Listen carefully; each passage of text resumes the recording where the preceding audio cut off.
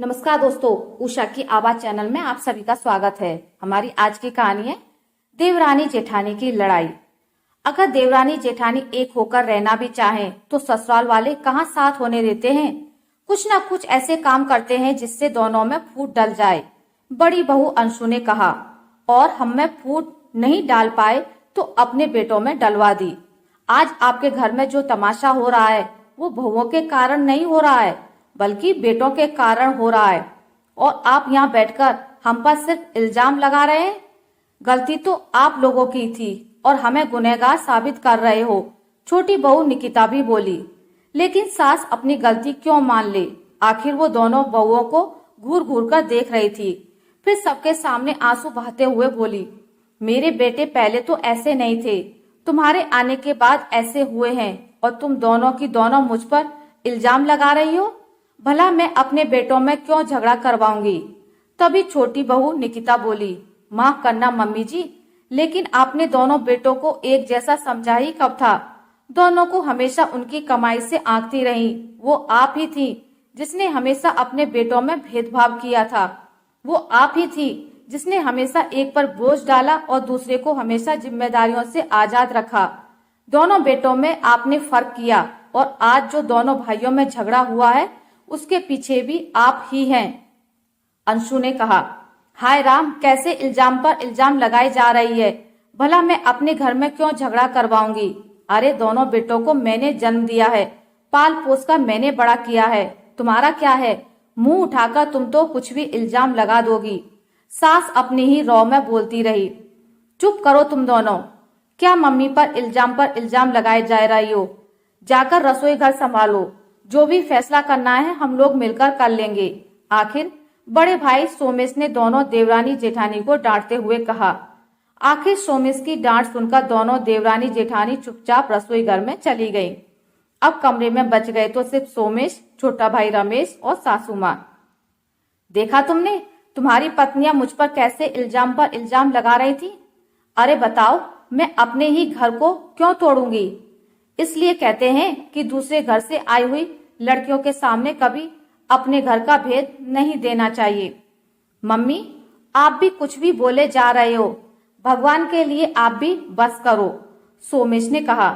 हाँ, मुझे ही चुप कराओ, तू तेरी पत्नी का ही पक्ष लेगा। मम्मी, गलती आपकी है। जैसे आपने अपनी बहुओं में घर के काम बांटे हैं ना, वैसे ही अगर बेटों में भी घर के खर्च बांट दिए होते ना तो आज ये नौबत नहीं आती, सोमेश ने फिर कहा। अरे घर के खर्चों पर लड़ रहे हो? क्या कमी छोड़ी तेरे पापा ने? सब कुछ तो उन्हीं का है, यहाँ तक कि तेरी नौकरी भी। हाँ, सब कुछ उनका है, लेकिन कैसे जी तोड़ मेहनत करके संभाला है मैंने, ये सिर्फ मैं ही जानता हूँ। पापा की सरकारी नौकरी में रहते हुए मौत हुई थी, लेकिन तब क्या उम्र थी मेरी, सिर्फ 18 साल। उस समय मेरी पढ़ाई भी पूरी नहीं हुई थी, इसलिए सरकारी नौकरी तो मिली, लेकिन काम चलाऊ। उसमें भी आपने क्या कहा कि पापा की जगह लग रहा है, तब घर की सारी जिम्मेदारी तुझे उठानी पड़ेगी, सारे खर्चे तुझे ही करने पड़ेंगे। मानता हूँ कि उस समय रमेश और शिप्रा छोटे थे, इसलिए मुझे कोई ऐतराज नहीं था। उनकी पढ़ाई, घर के खर्चे, खुद की पढ़ाई, सब कुछ किया मैंने। शिप्रा की शादी में भी आपने कितना बड़ा कर्जा लिया, जबकि मैंने आपको कहा था कि मम्मी मेरी इतनी अच्छी कंडीशन नहीं है, कैसे चुका पाऊंगा। तो क्या कहा था आपने कि पापा की जगह पर सरकारी नौकरी कर रहा है, खर्च तो तुझे करने ही पड़ेंगे, बिना ये सोचे कि मुझ पर कितना बोझ है। ये तो मेरी मेहनत और पढ़ाई पूरी करने के कारण सरकारी नौकरी में ऊंचे ओहदे पर मुझे जगह मिल पाई। रमेश की इंजीनियरिंग, हम दोनों की शादी, बहन के घर आए दिन होने वाले प्रोग्राम, सबके खर्चे मैंने उठाए और कुछ कर्जा तो मैं आज भी चुका रहा हूँ। मैंने कभी किसी चीज के लिए मना नहीं किया। आपने जब जहाँ पैसा मांगा मैंने दिया, पर मुझे यह उम्मीद थी कि मेरा छोटा भाई कमाएगा तो मेरे कंधे का बोझ कुछ तो कम हो जाएगा। लेकिन आपसे तो वो भी सहा नहीं गया। उसकी अच्छी नौकरी लगने के बावजूद भी आपने क्या कहा कि पिता की जगह तुझे नौकरी मिली है सोमेश, इसलिए तुझे खर्च करने पड़ेंगे, और आज तक घर के सारे खर्चे उठा रहा हूँ। आपने रमेश को बिल्कुल खाली हाथ छोड़ दिया। एक बेटा गधे की तरह बोझ उठा रहा है और दूसरा बेटा सिर्फ जमा पूंजी इकट्ठा किए जा रहा है। मम्मी, मुझे पत्नी समझदार मिली जो कम से कम मेरे साथ तो खड़ी रही। अगर कोई ऐसी वैसी मिली होती तो मेरा घर तो कब का बर्बाद हो चुका होता। आप समझती क्यों नहीं हो कि मेरा भी परिवार है। मैं एक साथ दो दो परिवार का खर्चा कैसे उठाऊं। अब तो रमेश को भी आपकी ही आदत लग गई है।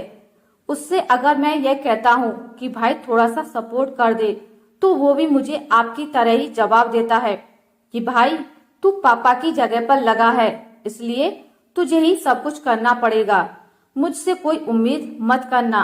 अरे रमेश ने अपनी 8 साल की नौकरी में 2 प्लॉट खरीद लिए और मैंने अपनी 13 साल की नौकरी में सिर्फ जिम्मेदारियां उठाई। मम्मी, हाथ जोड़कर कहता हूँ, अब आप मुझे मुक्त कर दो इन तरह की जिम्मेदारियों से। मुझे भी अपने परिवार के बारे में सोचना है। या तो खर्चे बांट दो या फिर मुझे अलग कर दो। आखिर में सोमेश मम्मी के सामने हाथ जोड़ते हुए बोला। सोमेश को इस तरह हाथ जोड़ते देखकर मम्मी चुप हो गई। कुछ दिनों बाद उन्होंने अपने आप ही अपने दोनों बेटों को अलग अलग कर दिया, क्योंकि रमेश घर के खर्चे बराबर बांटने को तैयार नहीं था। उसका अभी भी मानना यही था कि ये जिम्मेदारी सोमेश की ही है, क्योंकि वो पापा की जगह नौकरी पर लगा था। आशा करती हूँ आपको मेरी आज की कहानी अच्छी लगी होगी। अगर आपको मेरी कहानी अच्छी लगी है तो इसे लाइक करें, ज्यादा से ज्यादा शेयर करें और अगर आप मेरे चैनल पर नए हैं तो इसे सब्सक्राइब करना ना भूलें। मिलते हैं एक नई कहानी के साथ, तब तक के लिए नमस्कार।